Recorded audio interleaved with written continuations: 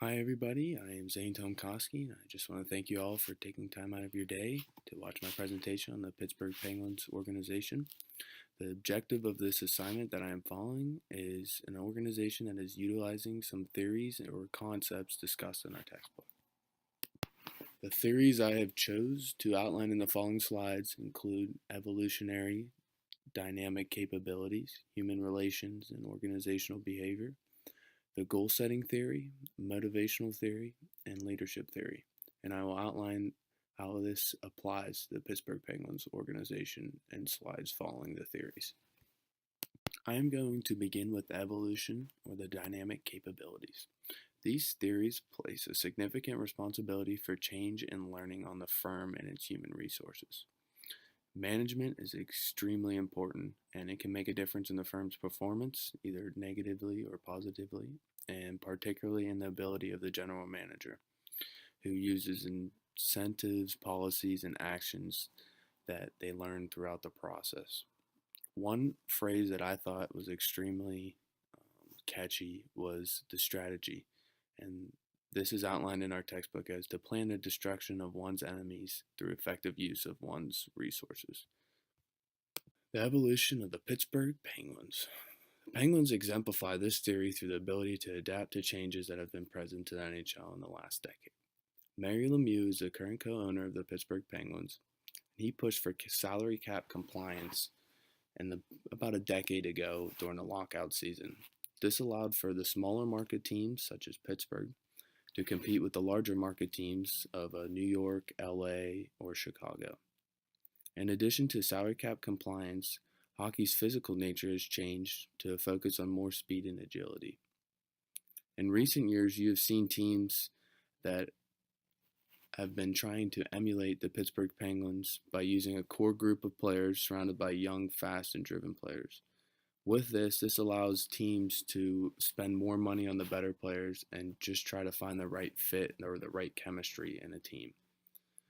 Management has been looking to younger generations over the past decade, and they reward them with an upgrade in contract after their rookie contract.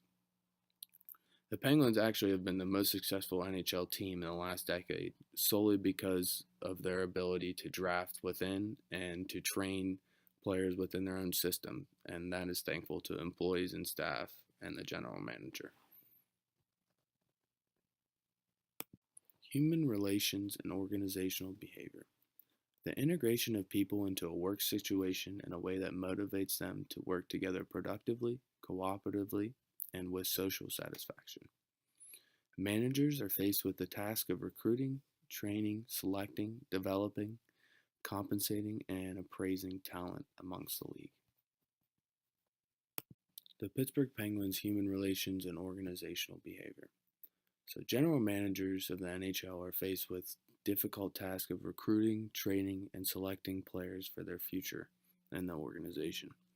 This isn't done by an overnight process. It's from developing and training these players from within the ranks of the organization.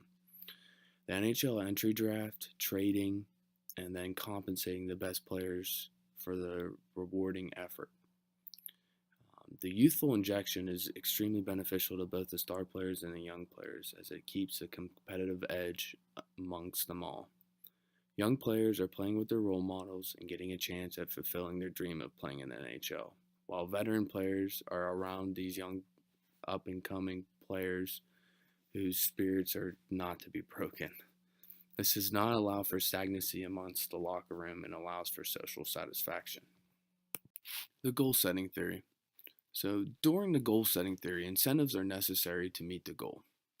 Goal setting is a motivational force that is used by management from the top to the bottom. Management will often tell employees of their expected results compared to their actual results. People with high self-efficacy choose more difficult goals, and positive performance feedback enhances self-efficacy, creating a new cycle of high performance. Goal setting promoted more self-regulation of performance as individuals learned of what their expected performance was. The Pittsburgh Penguins use the goal setting theory to monitor players' contributions. These contributions are often on the ice, off the ice, and in the locker room.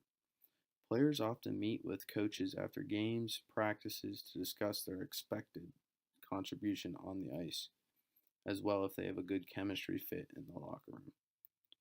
A competitive nature is kept with these players competing for roster spots, and this allows no one to be stagnant and allows the competitive nature and the juices to flow through the locker room. At the beginning of the year, there's always the goal to win the Stanley Cup. Now, this is a roller coaster of events to try to get there, but as long as you have everyone buying into the same system, it is possible. The motivational theory. Factors that lead to positive attitude, satisfaction, and motivation are called motivators. These motivators were factors as achievement, recognition of accomplishment, challenging work, increased job responsibility, and opportunities for job growth and development. Only motivators lead people to superior performance. The Pittsburgh Penguins motivational theory.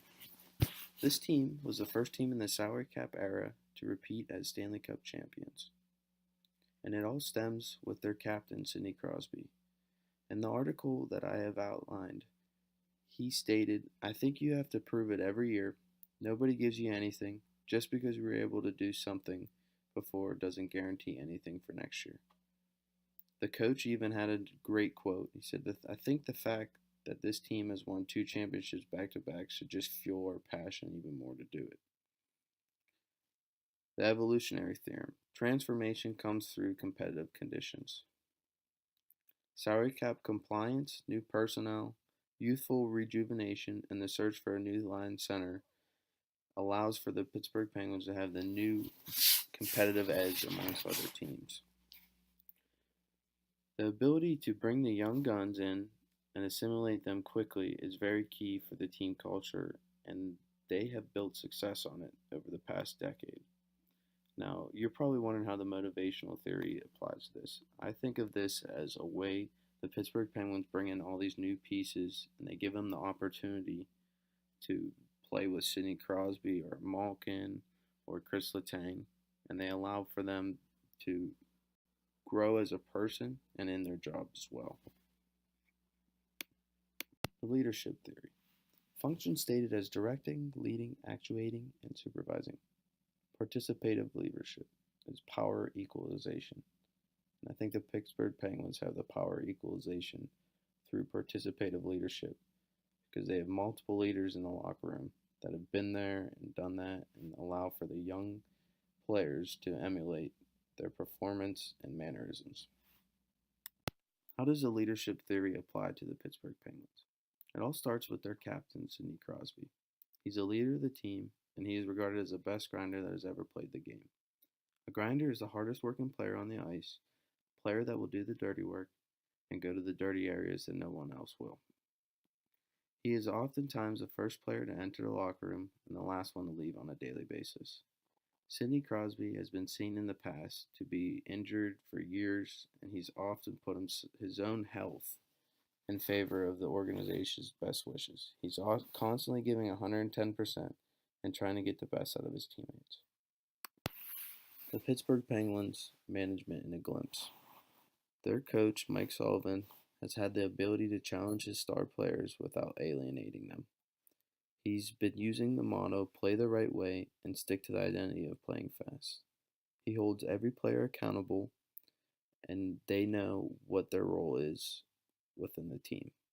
Their general manager, Jim Rutherford, has had the knack for finding the right pieces to fit and complement their star players.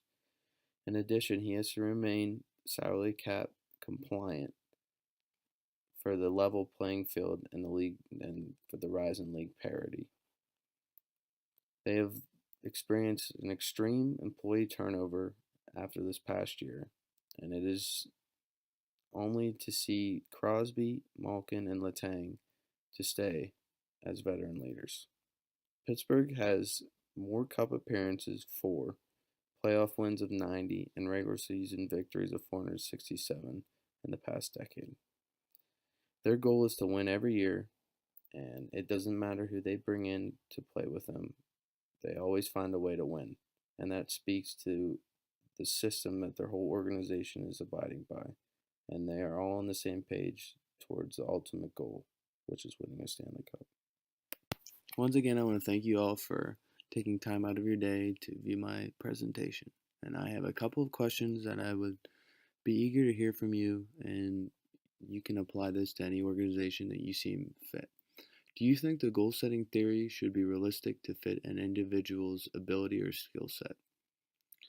The second question I present to you is, do you think a leader in an organization that puts organization interests first is important in a successful organization, or do you think this can be overcome with just an abundance of skill? The last question I would like to present is, do you consider the Penguins a successful organization solely because of their skillful players or because of the system they use? Thank you.